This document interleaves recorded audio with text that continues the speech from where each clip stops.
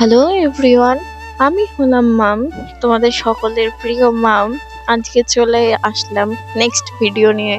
তো সকাল সকাল উঠে পড়েছি আজকে। আজকে হলো সরস্বতী পুজো। সরস্বতী পুজোতে একটু সবারই ঘোরার প্ল্যানিং থাকে, তো আমারও আছে আজকে ঘোরার প্ল্যানিং। তা আমিও যাব আজকে ঘুরতে। তো সকাল সকাল উঠে পড়েছি, কাজ সেরে তবেই বেরোতে হবে।